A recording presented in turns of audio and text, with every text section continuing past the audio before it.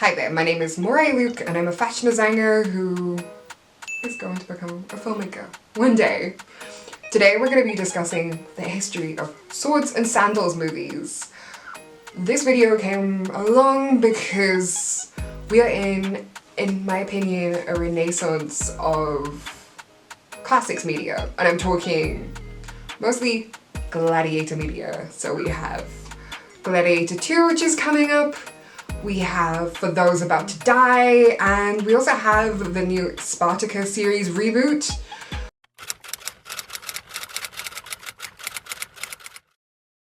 Now then, I am very interested in classics and fashion. I don't go to the cinema that much, and it's not me trying to be edgy. I genuinely don't like pop culture that much. However, when my friends have sent me new trailers and that kind of thing, that they're excited to finally come with me and I can go out to the cinema or stream something, I wasn't too impressed with all these new series and films.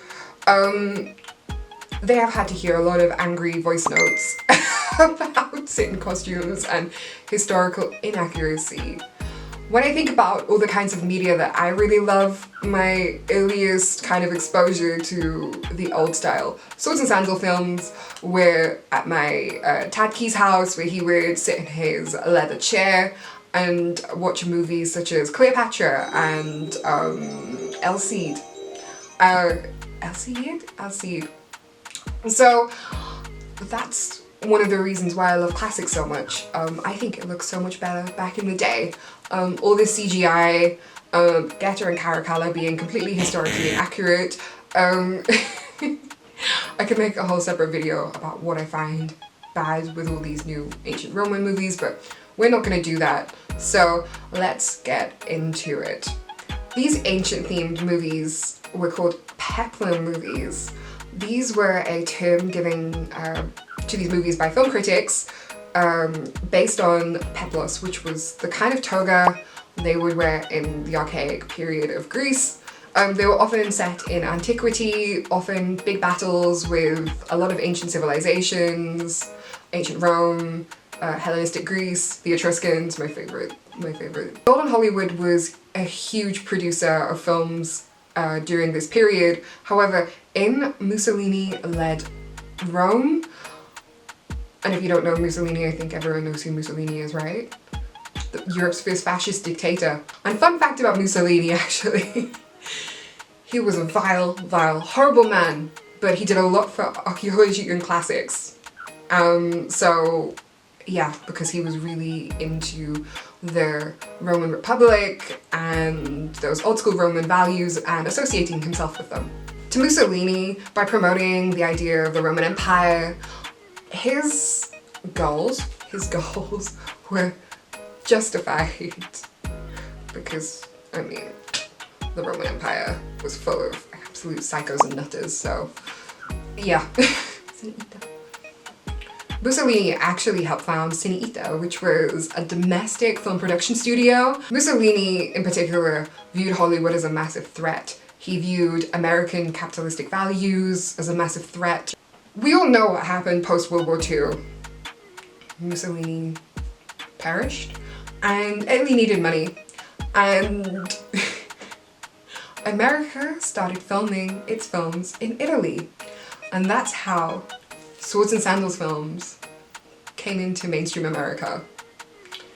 It was 1959's Hercules that triggered this new wave of sword and sandals films in America. Swords and sandals films are kind of silly. Instead of proper actors, they ended up using, well, hotties and bodybuilders. And they were exaggerated and fun and fantasy. However, it's when we see Elizabeth Taylor's Cleopatra with Dreamboat, Richard Burton, I'm not over thirsting over hot ancient dudes. President Business stole the Craggle, the most powerful object in the universe. Blah, blah, blah. Proper name, place name, backstory stuff. There are so many incredible swords and sandals films from that era. Cleopatra is a favorite of mine. I mean, costumes, oh my goodness. Oh my goodness, Elizabeth Taylor, Richard Burton.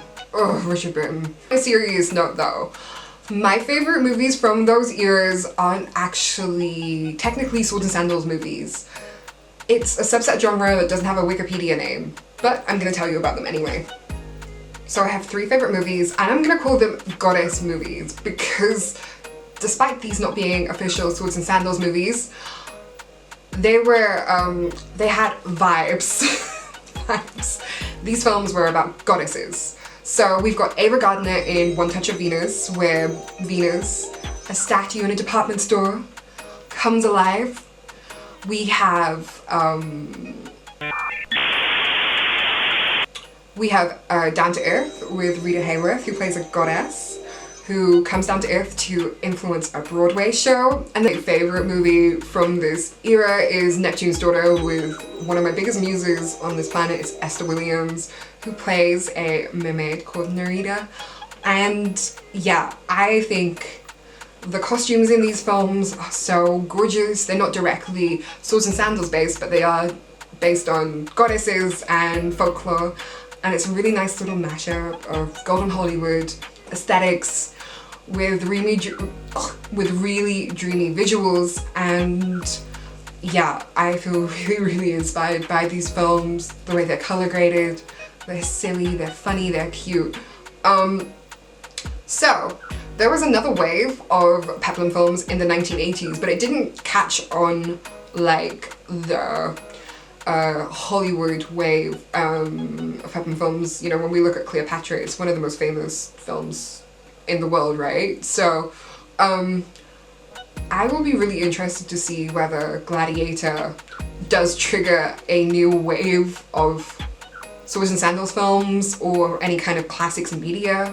There are so many Reddit comments that I want to screenshot and put in this video with other history lovers who are not too keen on the trailer. I'm looking forward to Denzel. I'm not looking forward to Getter and Caracalla at all. Namichia was featured in the Gladiator trailer, and I was so excited because it's a subset of history I think doesn't get enough attention, and yet it's CGI. Doesn't even look like proper water. You couldn't find like a bottle of water anywhere, could you? To even make them look wet. Come on.